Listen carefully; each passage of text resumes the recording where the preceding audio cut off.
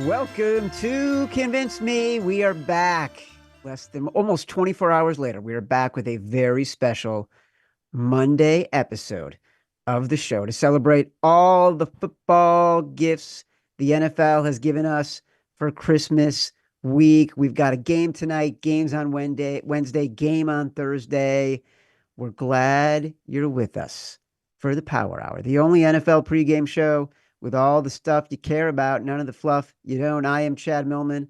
Over the next 30 minutes, my Action Network buddies, Sean Koerner, Simon Hunter, Chris Raybon, are going to convince me what props, what sides, what totals we should bet for the week's holiday slate. Plus, we have Evan Abrams with market reports and trends that make you sound smarter than all your friends. We're also going to welcome in Dr. Nick Giffen. He's going to take us through the luck rankings at the bottom half of the hour.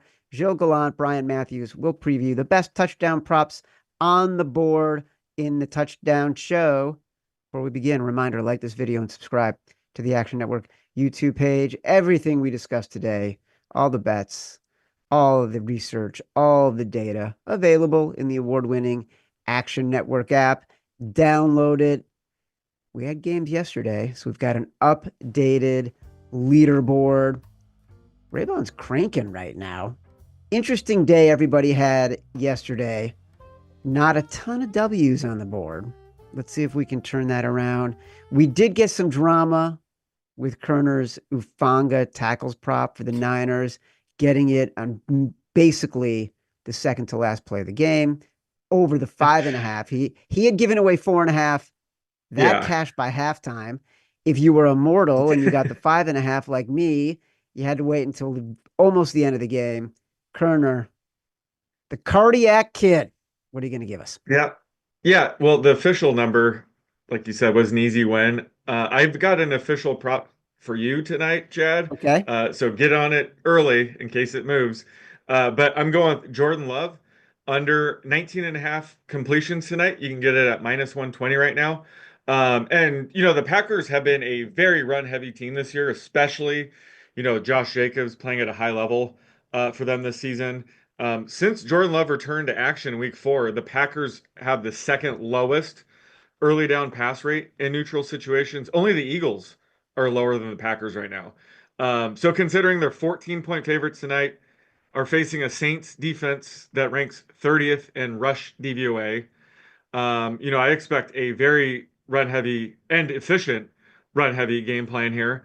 And when rooting for a completions under like this, you're really rooting for the quarterback to make his completions count early on, and get a big lead early on. And I think that plays well into Jordan Love here, who throws downfield at the second highest rate and throws past the sticks at the 5th highest rate. That's key because when they complete a pass, you want them to get a first down, especially the Packers, since they're so run heavy on first down.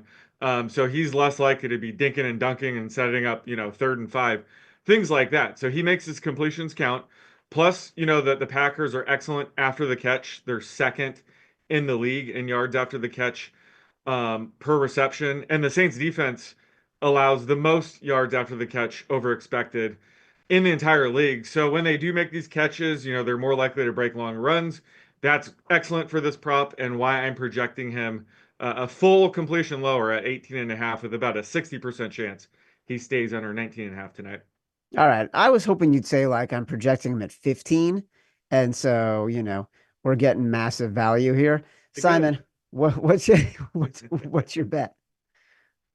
Chad, Christmas has come early. Saints plus 14. Shop around. There's 14.5s out there. Oh, I love this number. And it's really all about just what we just talked about with this Green Bay team. This feels like a look-ahead spot for this team. They got Minnesota coming up.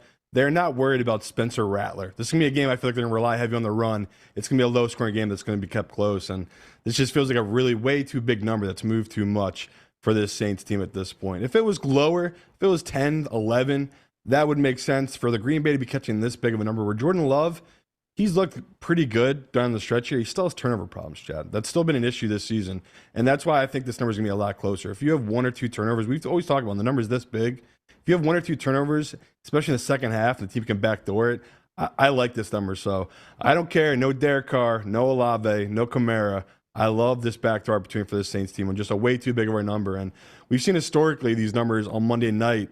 The books know that. They prop this up because no one's betting the Saints. Everyone is betting this Green Bay side. So we've seen since 2012 favorites this big on Monday Night Football. They're just 1-7 against the spread. So when the number is this big, they've been failing to cover by 7 points in these exact matchups. So it's just all playing the numbers here and taking a number that's just been juiced up way too high at this point. This is the year of the favorites. We saw it again yesterday with 3 of the 4 bigger favorites and the public sides cashing. I'm talking about the Bengals. I'm talking about the Lions. The Falcons covered a really big number. The only one that didn't was the Bills at -14. Raybon, what's your play? Let's go with Kendre Miller. Anytime touchdown, +155. Kendre is going to be starting for the Saints at running back with Kamara out. And the reason I think he has an even better chance than a normal backup running back who's jumping into the starting role is because, remember, the Saints had Taysom Hill for, part of the year, and he scored a ton of touchdowns too out of the backfield. Now you don't have him. And if you look this year, Kendre, he's going to be a factor in the passing game, I think, because he played with 3 quarterbacks this year that targeted him. The only one he actually has a catch from is Spencer Rattler. So Spencer Rattler and him have had the best connection in the receiving game. And Green Bay over the last 3 weeks, their defense has been really stingy, but they've still allowed 4 touchdowns to running backs over the past 3 games. And I think late in the game, I think Kendre would still get the 2-minute work because you have Jamal Williams and you have Jordan Mims, who's been a healthy scratch these last few weeks. So Kendre Miller, I think he has a chance to score early on the ground, but also in the 2-minute drill if they get behind. So give me Kendre at +155. That's an interesting one.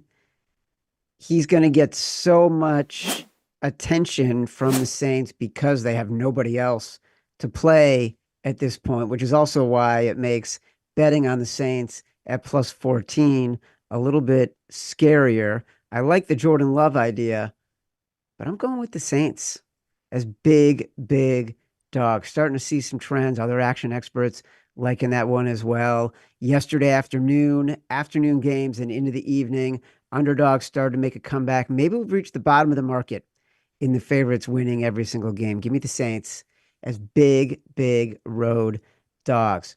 All right, next game up. We've got the Christmas Day games. We're talking about the Chiefs and the Steelers in Pittsburgh. It's on Netflix Wednesday, 1 p.m. Eastern. Sean Koerner, you're up first. Well, if I can't convince you on an official prop, I am screwed. So let's just pull a Costanza here. Let's pull a Costanza here. I'm going to go with an over. I'm going to go with Chiefs Steelers over 43. This isn't just any over, though. It's a luck over. This game has a rating of +5.4. Nick will have much more on that in his segment coming up, so stay tuned for that. But this does seem to set up to be more of a higher scoring game on the short week because, the Steelers could be without both starting cornerbacks. Both Joey Porter Jr. and Dante Jackson are opening up the week questionable. This is a very short week, so it's going to be less likely for these types of players to be able to heal up in time to play. Safety Deshaun Elliott might also miss his 3rd straight game, and Minkah Fitzpatrick was kind of in his role, lining up in the box a lot more last week, and he blew an assignment. He left Isaiah Likely wide open for a touchdown. I think Minkah is excellent, but again, if he's switching up his role in the short term, it could cause for miscommunications like that. I could see the Chiefs taking advantage of that with their excellent tight end duo of Travis Kelce and Noah Gray. Plus the Chiefs just had Hollywood Brown made his debut last week, and he looked excellent. And he's, the key for them to maybe bring back sort of that explosiveness to their offense. So I think that's going to help them, heading for their potential three-peat. But, they also might be without Chris Jones here, who's dealing with a calf injury. He is the heart and soul of this defense. So if he's out, that's going to be a massive blow. Meanwhile, the Steelers might be getting back George Pickens. So that's going to be a boost. And what I love to see was, they were starting to use Jaylen Warren early in the game. They weren't waiting to get behind and whatnot. They just used Jaylen Warren early and often last week. So, if they're using him early on in this game, I think that's going to help as opposed to, thumping Najee Harris up the middle. So I think there's a lot of signal here for the over. And again, this is a luck over. So that's the main reason why I love it. Yeah, also the Chiefs with Joe Tooney at left tackle now, moving him over from guard. He's just been much better than anyone they've had play in that position. And while Patrick Mahomes did injure his ankle, he looked fine yesterday. He was getting the ball out incredibly fast. I think that plays to their strengths. I like the points in this game. I like this bet a lot, Sean Koerner. So don't dismay. Do not worry. Simon, what's your play? Can you imagine someone just 10 years ago telling us that we have football on Netflix on a Wednesday for Christmas? It's bizarre world. It's such a bizarre. Honestly, it's thrown off my whole day. Like I feel like, wait, what am I researching right now? What am I talking about? There are games on Wednesday. The whole thing is throwing me for a loop. The NFL is literally trying to see if we can be sick of football, and I'm not. I love it. I love this so much. The fact that this is 1 o'clock, just another excuse not to have to talk to relatives at your family function. So, yeah, I'm going chalk here, and I feel like Sean touched on a lot of it. I'm going the Chiefs -2.5, and we know the trends, but it really is all about the injuries for that Pittsburgh side. Like, even if they do get back Pickens, he's not going to be right. Like, I feel like he'll be rushing back to get in the spot because they already talked about that might be a 4-week injury. This puts him at 3 weeks since the injuries happened. So that's an interesting predicament. Then all the injuries to their secondary and defense. While on the flip side, the receiving core has gotten better with the addition of Hollywood Brown for this Chiefs offense. And we saw that a little bit. Even with the hampered Mahomes, they were able to push the ball downfield. And we kind of saw in that Ravens game when Porter went out, they just kept attacking the players that came in for him on the field. Like, that was a big deal for Lamar to attack. You don't think Mahomes and Andy Reid saw that? So the biggest thing, too, are just the trends here, right? I mean, you talk all the time about the number for the Chiefs. If this is 3.5, which I think we all agree should be with all the injuries to the Pittsburgh and being a short week, it's not. It's 2.5. It's still such a key number. When it's Mahomes and it's under 2.5, we know he's 26-1 against the spread in its exact spot. Whenever it's under 3 or he's an underdog, he's been money for us. And on the even more surprising side, Andy Reid in his career, when it's between -3 and +3, this is shocking to me because you have to think he had Alex Smith over this entire span. This is since 2015. He's 30-15 against the spread when this number is. So it really is about playing the trends here. You know, I love to play the dog, especially Tom and his dog, but I don't think the books have shifted this number enough. I think all the value still is on the Chiefs at -2.5 right now. Well, look, if we have to bet the Chiefs at 2.5, and now the past 2 weeks, the Chiefs have won when they were favorites of more than 3, they're leaving us with no options to ever fade the Chiefs. We're kind of screwed if this is how it's going to play out. Raybon, what do you got? So Noah Gray, anytime touchdown at +360. And I think he's undervalued in a market because all the talk is going to be about, the Chiefs wide receiving core is finally back to, where it was, at different points in Mahomes' career. You got Hollywood Brown, you got DeAndre Hopkins. But what happens usually is, in game, like last week with the Steelers, when their cornerback went down, they were getting targeted at the receiver position. But now there's going to be time to prepare. So what you usually see is the defensive coordinator, he's going to help his cornerbacks out more. He's going to leave safeties over the top and whatnot. And so I think that opens it up for Noah Gray, especially because any interior attention still has to go to Travis Kelce. So Noah Gray is tied for second on the Chiefs with 6 end zone targets. And Pittsburgh has allowed 3 touchdowns to tight ends over the past 3 games. Noah Gray has 5 touchdowns in the past 6 games. And he could actually play a little more for Kelce because Kelce just played 65 snaps and he played 67 the week before that. That's the most he's played in a 2-week period for the entire season. So I think there's a lot of value here on Noah Gray, who had a quiet game last week, but has really been upping his touchdown production over this past month and a half. Like it. I like Sean Koerner in the over 43 more. Look, you can already see in the Action Network app, I bet it this morning at 43 because I was worried it was going to 43.5. You might want to take a crack at it because it could get to 43.5, but I think this lines up to clear that number. I think bookmakers are setting it too low based on the Steelers defense and how the Chiefs have been playing this year. But I think the Chiefs offense is getting better and the Steelers defense is a little bit hobbled. Give me the 43. All right, let's look at some of the public numbers here. We love to fade the public, even though it's not always working this year. Let's take a look at where the majority of betting tickets are, according to the Action app for some of these games. It's still early, so there's going to be a lot of movement over the next few days. I feel like Steve Kornacki. All the precincts need to report. We got a lot of time still. For those who are new, the number of tickets generally represents who the public likes. The money percentages also in the app indicate who the professionals like. This is a look at what we're talking about for the Wednesday games and for the Thursday game.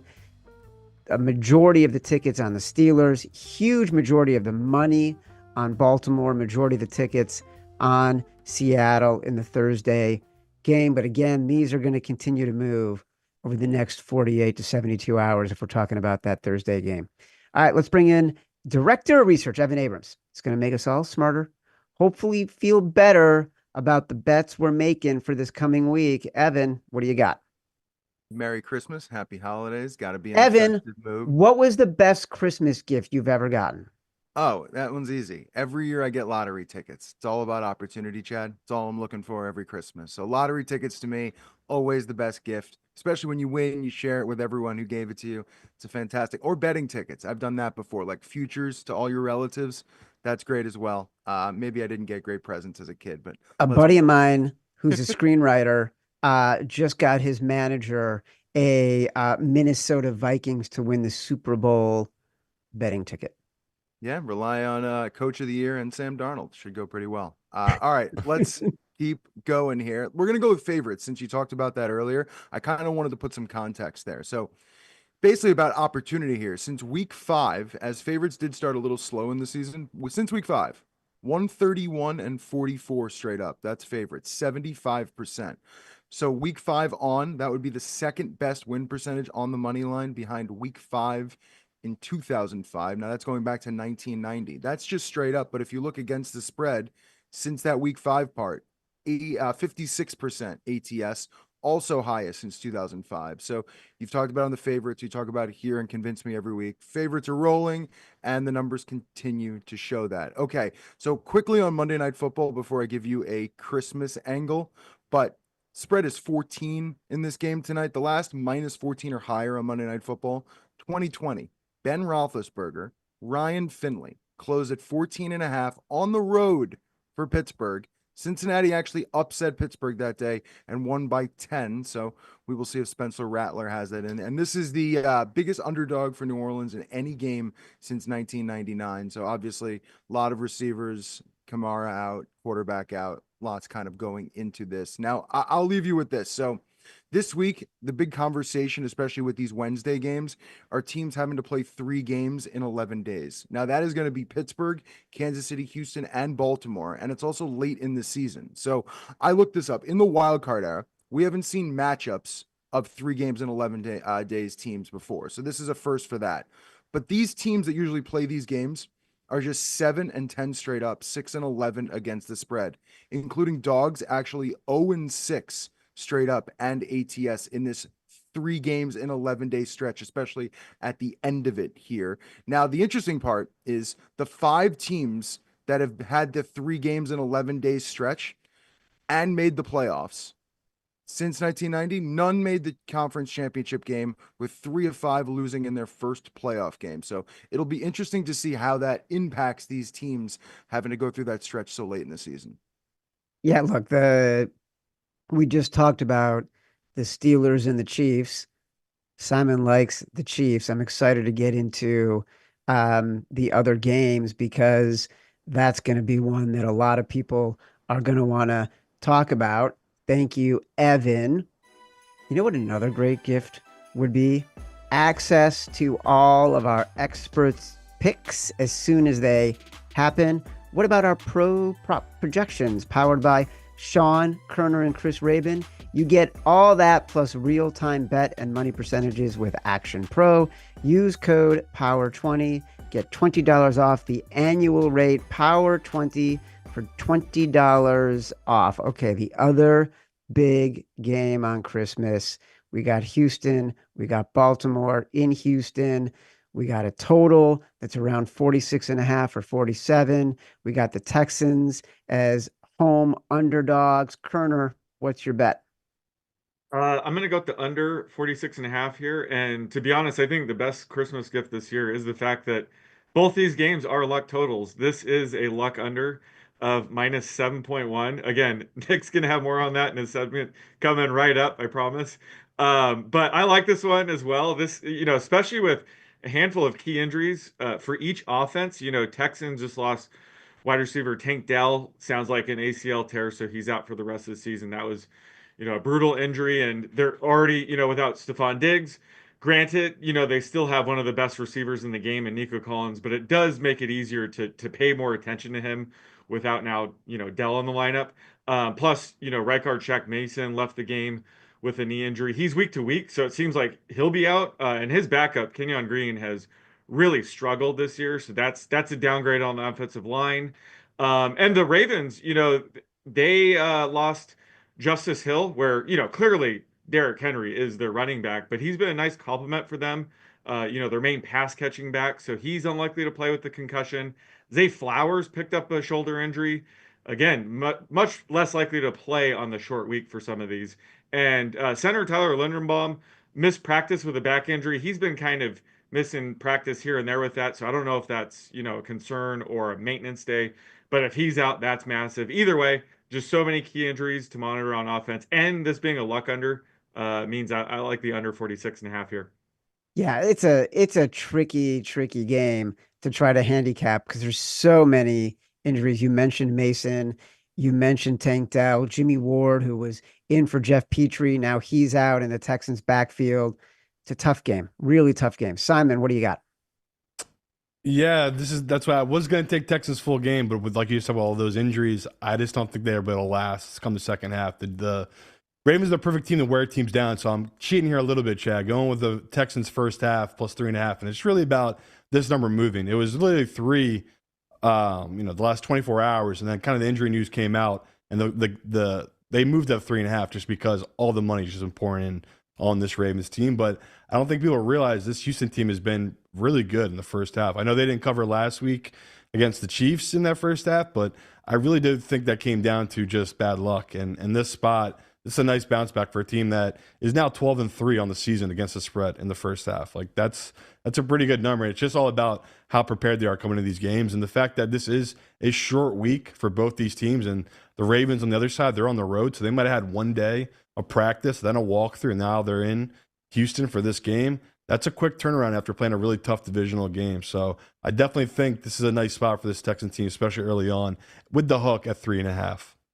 Yeah, it's such a tricky game. I saw that you had in the script, you had the Texans as your initial pick, and I'm like, wow, that is an aggressively bold move because it also feels like the kind of game where the Ravens could just roll over this team because they have so many injuries, and CJ has just not been playing as well because he's been defended so differently and their offensive line has been so bad this year. Raybon, give me something. All right, Chad. Well, I know you like long odds and some nice juice here. So let's see if I can convince you on a 10-1 anytime touchdown prop. Dare Ogunbowale for the Houston Texans. He is their passing down, 2-minute drill running back. Played 16 snaps last week. And we've seen just Joe Mixon, their starter, seen a little bit of a downtick in general in snaps. He was playing 75 to 80%, about 6 games ago to 3 games ago. And then the last 2, he's been down into the mid 60s. But if you look at the Texans, and especially if you think they're going to maybe be playing from behind, after Nico Collins, who has 10 end zone targets for the Texans, there's only 4 other Texans that have more than 2. Tank Dell, out. Stephon Diggs, out. John Mechie, questionable, missed last week. And Ogunbowale. So Ogunbowale should have a good opportunity here to score. And Baltimore, they've only given up 8 rushing touchdowns to running backs. That's the 8th fewest, but they have given up 4 receiving scores. That's the 6th most. So that just kind of plays into the potential game script. And just with this team playing, 3 games in 11 days and whatnot, I think Ogunbowale is going to continue to see snaps in the passing game. So give me Ogunbowale 10-1 anytime touchdown. I love it. You couldn't get me with your other anytime touchdown props. This one, I'm all in. Joe Mixon, in the second half of the season, something's been going on. He's under 60 yards in his past 4 games after having such a good start to the year. I like the way you break this down logically. All these guys are out. Somebody has to be a target. Give me Ogunbowale plus 1,000. Love it for an anytime touchdown. All right, we've talked about the luck rankings a couple of times. Koerner has mentioned them as my favorite stat in the Action Network universe. We hit another luck rankings total yesterday with the Cardinals and the Panthers. For those who want to know more about the luck rankings, check them out in the Action app. Check them out, actionnetwork.com. We got a couple matchups. Koerner said, Steelers and the Chiefs, we got a luck total on the over. Ravens and Texans, we got a luck total. Dr. Nick is going to come in. He's going to tell us a little bit more about what's going on. Dr. Nick, take it away. You guys, 56% against closing lines this year. Yeah, for Very the luck nice. totals, very good. Yeah. By the way, I'm gonna have to parlay Raybon's touchdown picks here. Maybe check out Parlay Express in the Action app. Is he on the touchdown show after this? I mean, that's what it feels like it should be, right? So, but anyway, so I'm gonna go to the 2 Christmas games. I'm right there with Sean on both of these. Pittsburgh, Kansas City. This one is a luck over. Make sure you get the over 43. I was lucky enough to get a over 42.5 last night at a prominent book in Las Vegas, but they opened 44. Or I shouldn't say they opened, but overnight when I woke up, they were at 44. So make sure you get the 43. 43, a key number. 44, also a key number for totals. This is a luck total plus 5.4. Luck overs this year. I know we don't get a ton of them every year, but they are a perfect 6-0 this year to the over, including that one you mentioned yesterday for Arizona versus Carolina. They're 67% to the over during the last 7 years. That's a 72-game sample size. Personally, I make this around 44 points, just a shade under 44. But as the injuries start to pile up and we get more confirmation on news, I think I'll probably shade over 44 on this as well. Sean mentioned all those injuries, right? Joey Porter Jr., very unlikely to play. Dante Jackson, both starting cornerbacks for the Steelers. And then Chris Jones, he's very unlikely to play. A grade 1 calf strain is very susceptible to re-injury. You certainly don't want Chris Jones re-injuring his calf and making it worse before the playoffs. So I would expect him to be out as well. Hollywood Brown looked really good in the first game. This is his second game back, so probably more, continuity there. But the only real question, right? Will short rest hurt this? Just a few days rest. And then also, the Chiefs, right? They're favored and not by 3, as Simon was mentioning, minus 2.5. If the Chiefs are leading in the second half, they tend to be a second half under team. So I did notice in that 43, the same book posting that 43, the first half over is 20.5 and the second half line is 21.5. So maybe going first half 20.5 as well might be the most prudent play here, but I still like over 43 for the first game. Dr. Nick with 2 shameless plugs, one for a touchdown show, one for the Parlay Express handle. Follow it in the Action Network app. That is very professional. Well done. What's your second play here? Yeah, of course, the luck under for Baltimore and Houston, a luck total minus 7.1. Grab this at 47.5 late yesterday as well. It's 46.5 everywhere now. So I think at this point, you probably can wait because it looks like the money is kind of coming in on the over here. 47, a very key number. So potentially want to wait here and make sure you get the 47. Look, the Baltimore Ravens, I know they put up a ton of points, but against top half defenses, they only average, and I say only, right? They only average just over 25 expected points per game versus against bottom half defenses, just over 29. So that's 4 points lower versus top half defenses. And well, the Houston Texans are number 1 in defensive DVOA. Sean mentioned the Houston offensive injuries. I got the same ones listed here. Baltimore, some offensive injuries, 2 questionable linemen as well. And then, of course, again, the short rest, this actually may help the under here. So I definitely like the under. I just would wait on this because the total's probably going to get pushed up as a primetime, Christmas Day game, 2 name recognition teams. I think you can wait and grab a 47. Yeah, by the afternoon, everyone's a little tipsy. They're like, yeah, of course this is going over. And everyone's piling in. All right, Dr. Nick, thank you very much. We do have a Thursday night game. We're going to talk about that one too. Seattle Seahawks visiting the Chicago Bears. This line is at 3.5. We're going to get into it. But Simon, before we do it, overseas, across the pond, as they would say, the day after Christmas is known as Boxing Day. As our resident Brit, who spent so many years in England, what was your favorite Boxing Day tradition growing up? It's got to be the football, but I'm talking British football. You just sit around all day watching football. It's shocking it's not an American holiday. Who works the day after Christmas? It's criminal. I've had to work many of jobs the day after Christmas hungover, and it is a depressing feeling. America, someone needs to run on that. Change the Super Bowl to a Saturday or a national holiday the Monday after the Super Bowl, and give us a national holiday the day after Christmas. Too much working. Let the robots work, Chad. Well, pretty soon the robots will be working every day and none of us will have anything to do. So every day will be Boxing Day here in the United States. Koerner, what's your play for this game? Yeah, I'm going to go with the first half under 21.5. Both these teams are coming off just a really brutal stretch of games. You know, the Seahawks lost to two of the top teams the past 2 weeks, and the Packers and Vikings.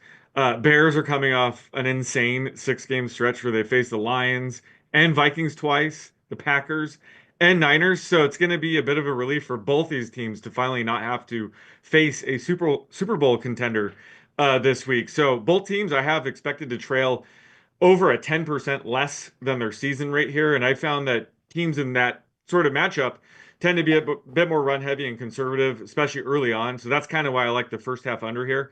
But the Bears, you know, they have some offensive line injuries of note. Left tackle Braxton Jones has already been ruled out. That's a huge loss. Left guard Tevin Jenkins is questionable with a calf injury. If he ends up being ruled out, that's a major concern for Caleb. He's already without his left tackle. So that's going to be a huge concern. Plus, it looks like there's like a 90% chance of rain in this game. So the question is just how much and when we get it. But Gino, ironically enough, tends to struggle in the rain, which is weird because he plays for a team based out of Seattle.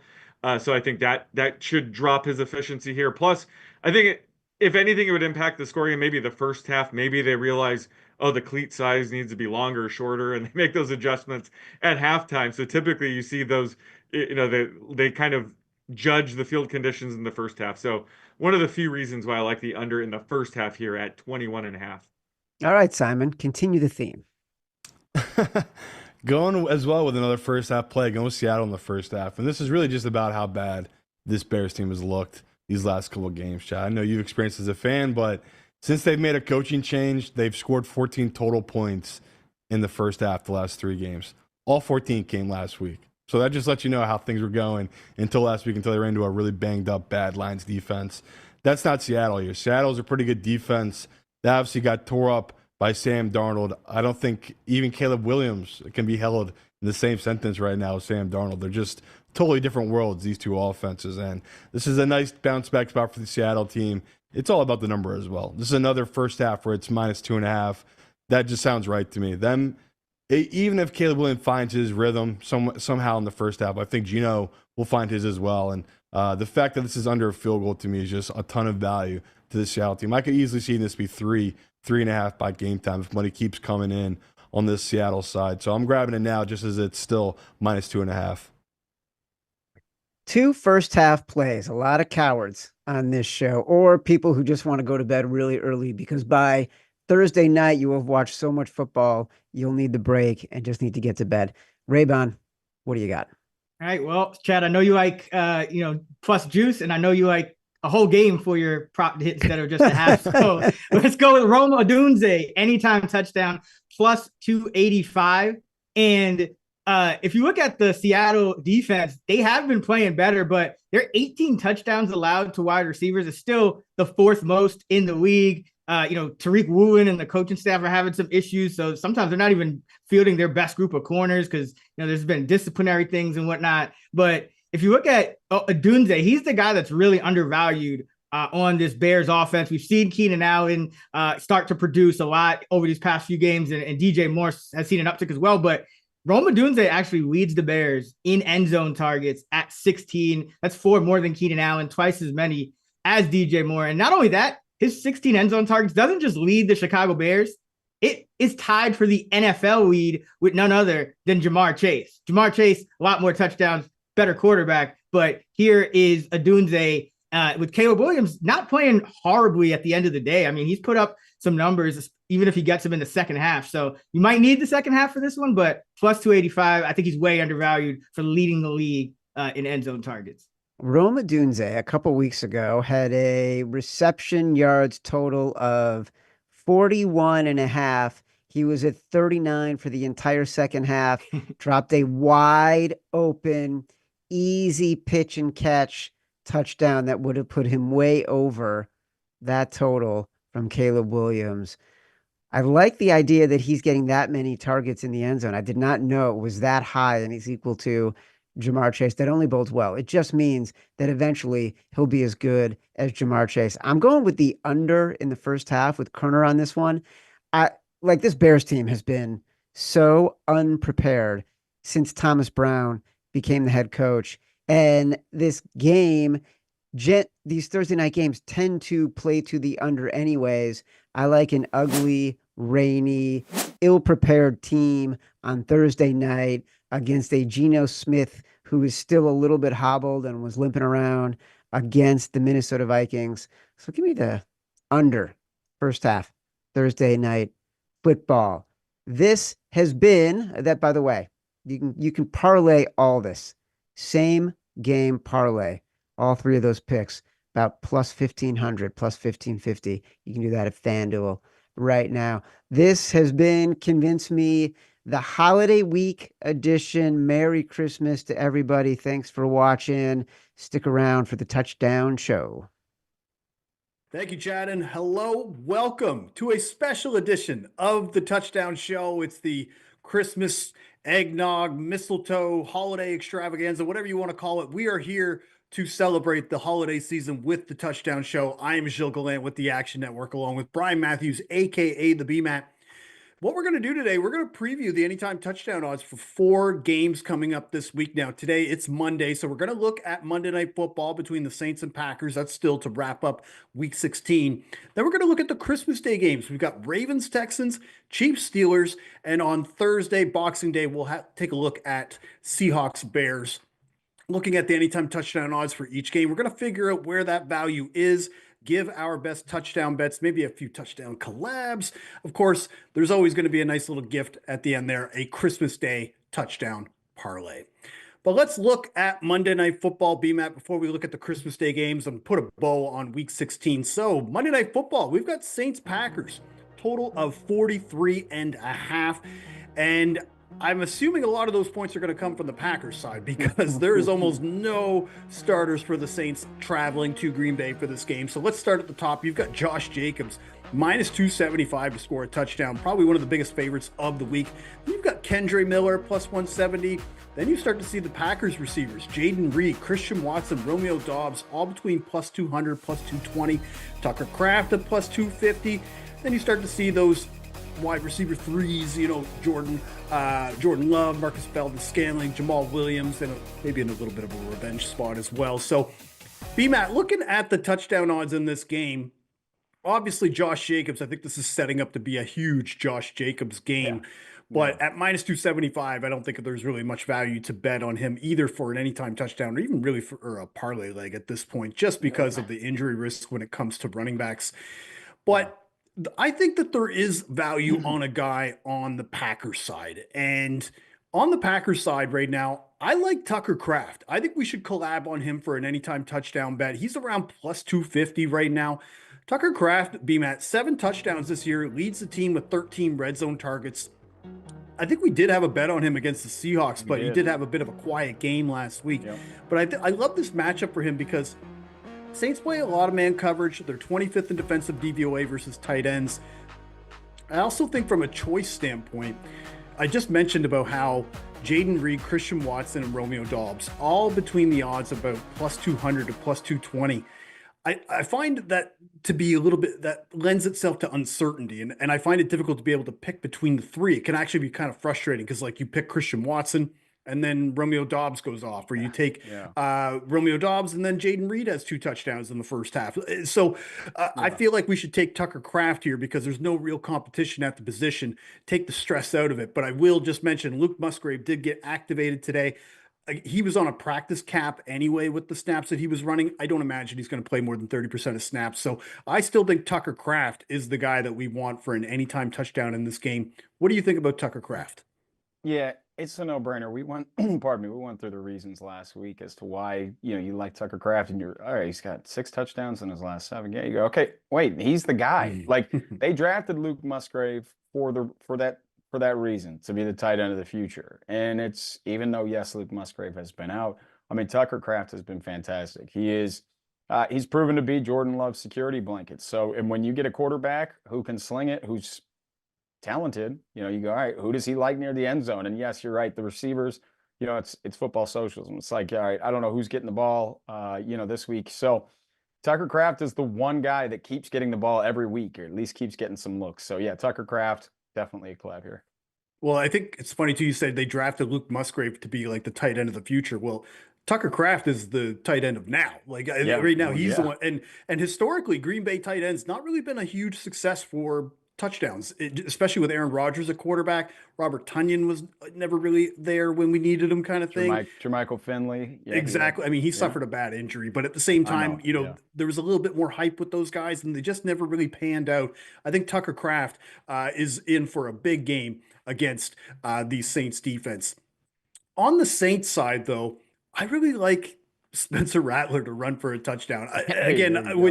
When you're looking at the touchdown odds right now, there's no way that I'm going to feel good about taking Kendre Miller right off the top. I don't even know if they'll be able to run the ball that well against the Packers. And then Marcus Valdes-Scantling isn't bad at 5-1, but I just want to take a nice long shot here. So Spencer Rattler for me, because he's all that's left, I think, with the Saints. Of course you can look at Juwan Johnson and Foster Moreau. Those are the 2 starting tight ends, but almost no starters that we saw in week 1 are traveling to Green Bay except for the tight ends.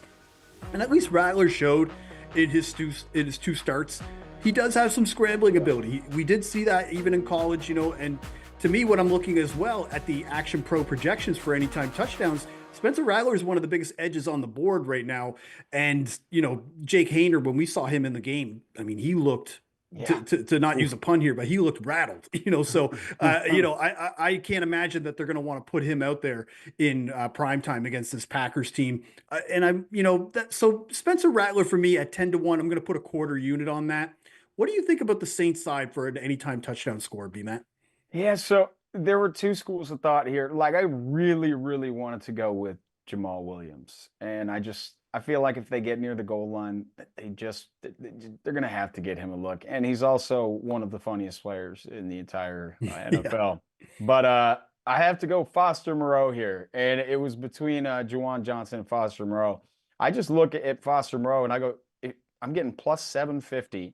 And if you go back to the last 2 games that Spencer Rattler has actually started, Moreau has 3 red zone targets, a touchdown, and he's got multiple games with over 30 receiving yards. So he's clearly involved, and it's a guy that has shown to have some chemistry with Rattler. So at plus 750, I will take a slight shot and put a quarter of a unit on Foster Moreau. Yeah, I mean, what am I going to say at plus 750 or plus 700 for Juwan Johnson? We're not going to put a full unit on this at this point, but we do know that the Saints are probably going to be in a trailing game script more than likely, right? So the passing game is probably going to be out there. You're going to probably see Spencer Rattler a lot in shotgun formation. So I think a starting tight end, whether you want to do Foster Moreau or Juwan Johnson, I think both of them are live. But Foster Moreau, I think, like you just laid out, has been the more reliable receiving option for the Saints.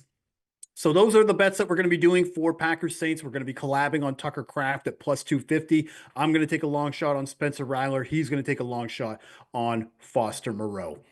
Now, if you want access to all of Action Pro projections, make sure to sign up for our annual subscription that is currently on sale.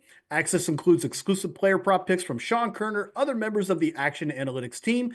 You also get access to exclusive expert articles, our best spread, moneyline, and total bets, and real ticket and money percentages. To sign up, visit actionnetwork.com/pro today. Use code POWER20 at sign up. One more time, that's POWER20 at sign up for $20 off. All right, B-Matt, let's move to Christmas Day. Game 1, Chiefs-Steelers, looking at a total of 44. And interesting that you see plus odds right at the top. Isaiah Pacheco around plus 165. And if you look further down the board, you see Kareem Hunt at plus 200. I think sportsbooks are trying to protect themselves a little bit because the running game hasn't really shaken out the way that we thought it was going to be. It's been pretty much a running back by committee. But after Pacheco, you've got Najee Harris at plus 165, George Pickens at plus 165 as of Monday afternoon. Still not sure if he's actually going to play, but he is trending towards playing.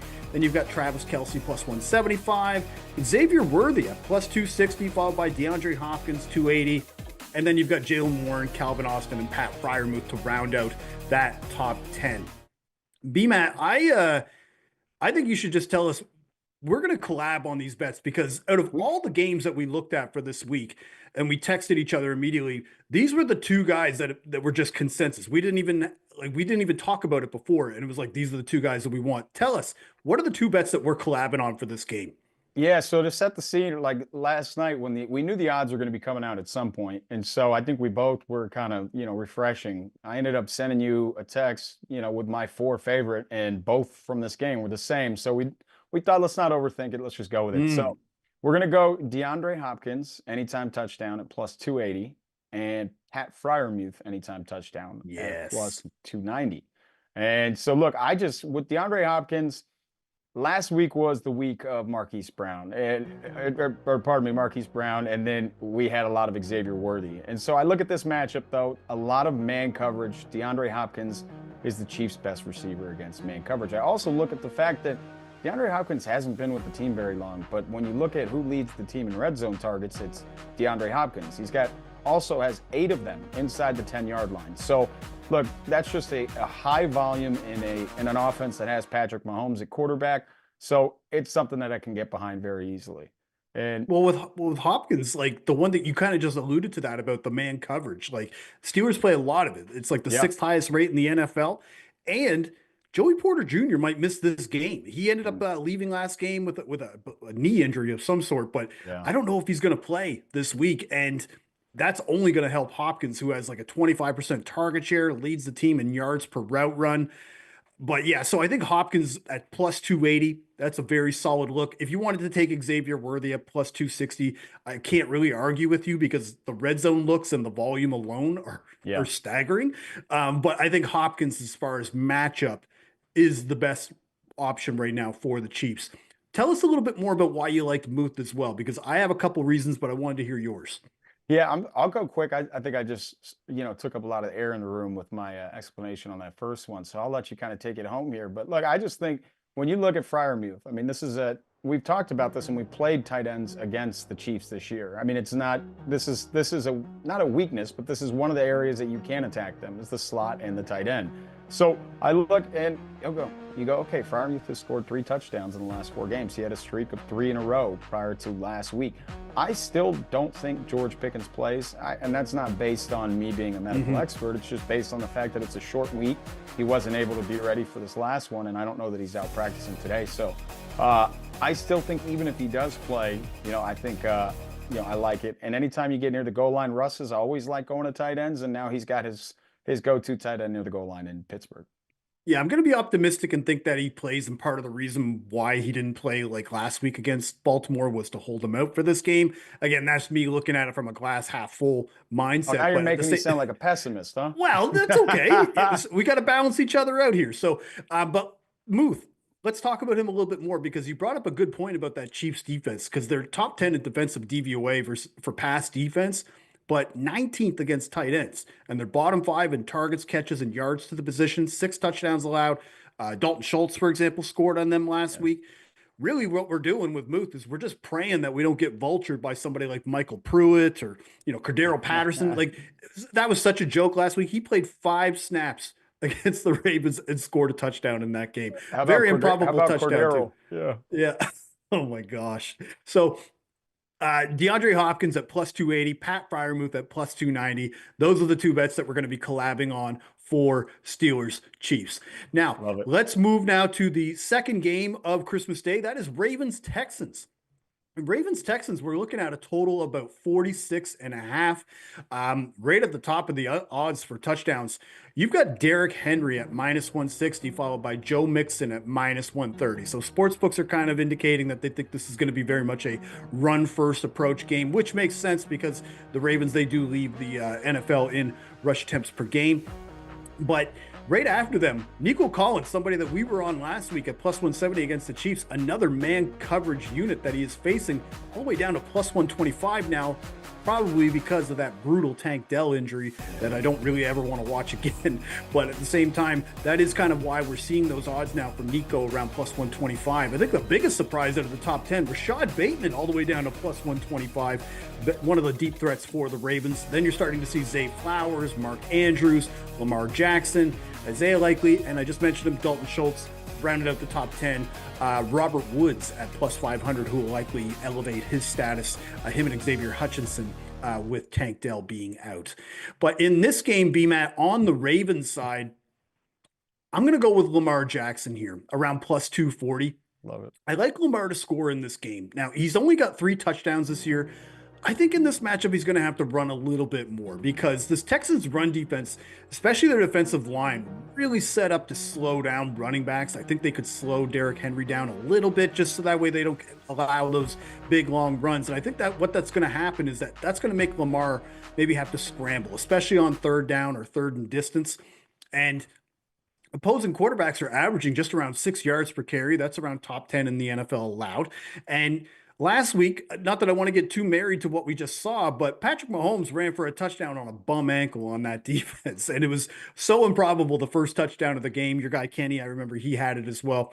And when you look at how Lamar has played in a dome this season, 2 games in a dome against the Chargers and the Cowboys, 22 carries, 112 rushing yards, touchdown in each game.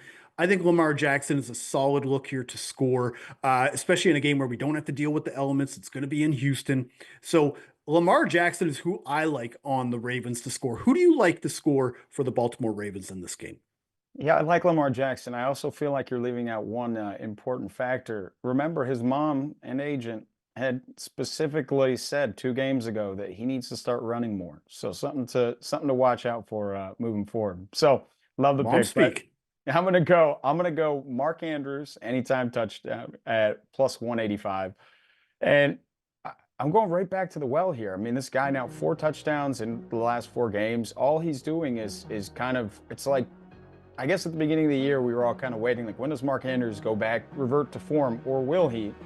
Pre-injury, when he was seemingly catching touchdown passes every week, and now he's catching touchdown passes every week. So I like this matchup. I think Lamar Jackson has clearly shown that he loves throwing the ball to the tight ends around the goal line. And even after Isaiah Likely scored, Mark Andrews had 2 red zone targets and scored on one of them last week. So I think Mark Andrews, if we're going to keep getting odds, it was, just above +200. I liked it a little more there, but I still think for a guy that's scoring basically each week that I'm taking that. And then on the Texans side, I'm going right back. I didn't go to him, and I kind of was kicking myself for not playing it. But Dalton Schultz, anytime touchdown at +340. And to me, this is just a process of elimination. Like we talked about Tank Dell being out. Stephon Diggs is out. I'm hope maybe John Mechie's back. But at this point, it's one of the areas where the Ravens have been getting beat. It's by the tight end. And now Dalton Schultz, after not scoring in the first half or 2/3 of the season, now has 2 touchdowns in his last 3 games. And I think he's going to have to become a focal point of the offense, much like we saw Cade Otton when Chris Godwin had gone down for the Bucs. So I think that kind of becomes that type of role, and he gets a little more included there. Well, I love that pitch for Schultz, though, man. Like Schultz, we saw in the second half when Tank, I mean, I don't want to talk about it, but he got hurt and it was bad. And you could see his role just slowly increase as the game went on. And I think you made a great point rather about Cade Otton, where how much he was relied on in that game against the Chiefs, for example, even with Mike Evans out, for example. So yeah, I think I'm going to tail you on Dalton Schultz. So impromptu collab. I'm gonna tail BMAT here on Dalton Schultz. But I just wanted to bring up as well the one thing about Mark Andrews and why. Initially, we were going to collab on Mark Andrews. I ended up pivoting over to Lamar because these touchdown odds are changing fast. So they came out this morning and they've just been updating the entire day. And so as of Monday afternoon, Mark Andrews, we talked about it, opened up around like plus 210 and he's just slowly dropping. He might even be, I saw him as low as like plus 150 at another sports book. So not to say that and the other thing that I would bring up about Mark Andrews too, but before we talk about Schultz, is that defensively, the Texans are pretty good against tight ends. I don't think that matters because Mark Andrews, if you go look at the top 5 teams that have allowed touchdowns to tight ends this year, it's him who's doing it. You look at the Chargers, the Browns, the Broncos is actually the only team I could see right now in that top 5 that he did not score in. The rest of them, he has done his work. But Dalton Schultz, somebody that I think we always want to bet on, but he just wasn't involved in the offense, and the passing offense was struggling without Nico Collins. And again, in a matchup now facing against the Ravens that are bottom 7 in defensive DVOA against tight ends, I think Dalton Schultz here is a solid look, especially at plus 340. So those are the bets that we're going to do for Texans Ravens. He is going to be on Mark Andrews. I'm going to be on Lamar Jackson, and we are collabing on Dalton Schultz for that game. So BMAT, before we talk about the Boxing Day game for Seahawks Bears, I think we should do a parlay for the Christmas Day games. And I kind of, like I said, I really like Mark Andrews. It was just the odds that kind of threw me off. But maybe what we could do is if we pair Mark Andrews with somebody like maybe like DeAndre Hopkins, we could probably do a nice little same day parlay there for that. So I think that's what we should do. So let's take Mark Andrews and we'll pair him with DeAndre Hopkins. If you go to DraftKings right now and you parlay those two together, it comes out to around plus 920. Not bad there. I think we'll do like a half unit on that. Yeah. And then that way, if we get those, we're feeling really good on Christmas Day. Maybe be able to go for a little bit of Boxing Day sales as well. Maybe buy a TV that I can go punch a hole in when the Cowboys eventually lose another game. Okay, so let's now move to the Boxing Day game. And full disclosure about Boxing Day, this game, the touchdown odds only came out probably a couple hours ago. These teams obviously were playing yesterday. Sportsbooks are going to be careful, so they're going to put out the odds pretty much like 12 hours later. FanDuel's first, and then DraftKings came in right after with their touchdown odds. So they're shifting very quickly. So I would just say with this game that these are picks, but they're kind of more leans than picks. Like, I don't really like doing leans. These are the guys that I do like in this game, but it's more of, I want to see the market mature a little bit more before I fully commit to what I want to do for this game. So I'm just more saying that I reserve the right to change what my bets are right up until the day before, until I know kind of what the situation is with these teams. Because again, some of these teams might have had some injuries yesterday and we're not fully aware of that either. So let's now talk Seahawks Bears. Let's go. Right at the top of the list, you've got Zach Charbonnet, minus 250, paired with Kenneth Walker at minus 250, which is very strange because, they're both going to play, but also at the same time, the Bears defense, they've really struggled to contain the run, so the odds kind of reflect that. Then you've got DeAndre Swift at plus 140 for the Bears, Jackson Smith and Jigba at plus 175, Keenan Allen around plus 175 to plus 200. Then you start to see the receivers, DJ Moore, DK Metcalf, Roma Dunze, rounded out by the Caleb Williams at 4-1 and Cole Kmet at plus 420. Now, I alluded to Keenan Allen being around plus 200 because we put together that graphic and then immediately the odds changed. So he was around plus 175 and now he's around plus 200. Tell us, you like Keenan Allen for this game, am I right? Yeah. So Keenan Allen, the initial odds when they came out, well, let's just say finally we got a plus 200 number and we could get a different number very soon. I don't know. So, but what I can say is since the change at offensive coordinator, Keenan Allen has just been going off. I mean, so getting plus 200 for a guy like Keenan Allen, who's now scored 5 touchdowns in his last 5 games, including a multi-touchdown game, I'll take that any day of the week. So I look at this, I think when you look at the Seattle too, like the main concern is Tariq Woolen. You kind of go, okay, where do you think most of his energy is going to be, invested? And I go, it's probably going to be DJ Moore. At least I'm hoping that. And, if that's the case, then that leaves, some extra targets and in a tougher matchup for DJ Moore, some extra targets for Keenan Allen. But even 13 targets in back-to-back games. So I always say volume is king. So Keenan Allen, all over Keenan Allen on this one. Love Keenan for this game.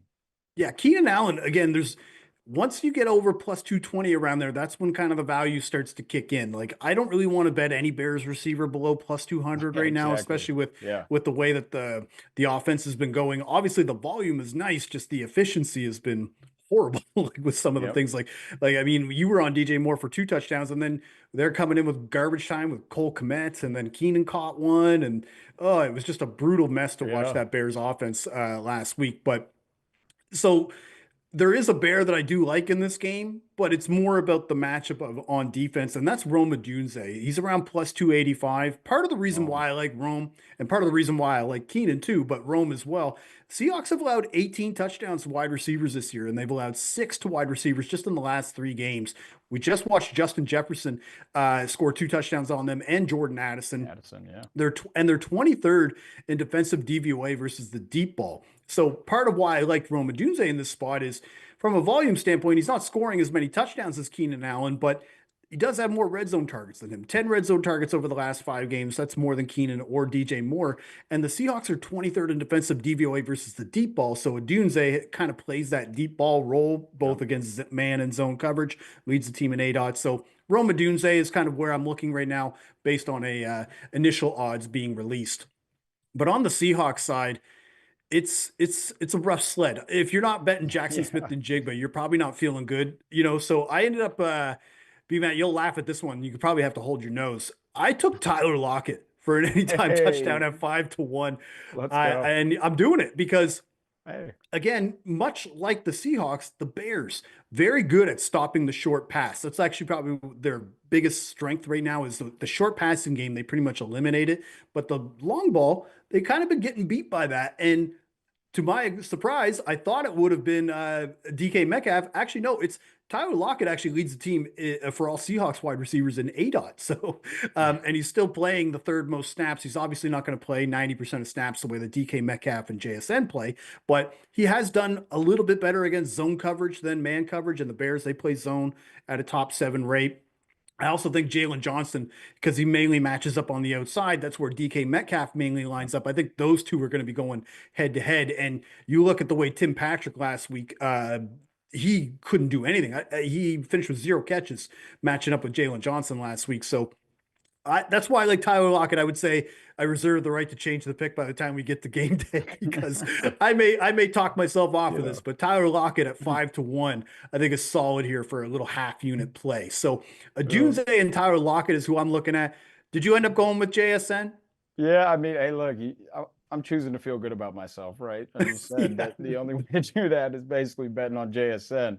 And then, Lord knows I ain't touching a minus 250 anytime touchdown score. So, Jackson Smith and the Jigba, he's the guy. I mean, like, you really look at it and, like, it's funny because you keep hearing, like, we need to get DK Metcalf the ball more, and we need to get him the ball more. It's like he scored early in the game, but if you go back and look, it's like JSN was still the primary cog in double-digit targets, too. I mean, it paced the team, and he still ended up scoring. So 5 touchdowns in his last 7 games. I just think this is a guy where, like you said, I'm trying to avoid the opposite team's, best corner if they do have a very good corner. And I think that this is a matchup where I think that we can kind of avoid Jalen Johnson. And he has proven, like, Jalen Johnson's a guy where, he wants to guard, he wants to shut down whoever's across from him. And I don't think that we're going to have to worry about that too much here. So, yeah, I'll go with JSN. He's just been rolling, and I'll keep the I guess I'll keep on it to keep going. Well, what I'm hoping is that Jalen Johnson matches up with DK Metcalf, and then either JSN or Tyler Lockett get matched up with Tyreek Stevenson and take advantage of him because he has just been awful in coverage this year. So those are our bets. I'm going to be on Tyler Lockett for a half unit. B-Man is going to be on Jackson Smith and Jigba, and I'm on Rome Odunze. He is on Keenan Allen. So those are our touchdown bets preliminary for Boxing Day. And just make sure to download the Action Network app, and you'll be able to see which bets we're officially going with for that game when we get closer to Thursday. All right, well, B-Matt, that's all for today. So we've got touchdown bets now all set for the week. We've got Monday Night Football, Christmas Day, Boxing Day, all wrapped up, ready to go under the tree. Reminder, I want to remind everybody the touchdown show We'll be back here for week 17, Sunday at 11:30 a.m. Eastern, live right after Convince Me during the Action Network Power Hour. And as I just mentioned, if you missed the show or you want to get our picks, download the Action app. All of our touchdown bets are tracked there. You can get them as soon as we bet them with pick notifications. So I want to thank you again for joining us for this special holiday edition of the Touchdown Show. See you on Sunday and have a great holiday.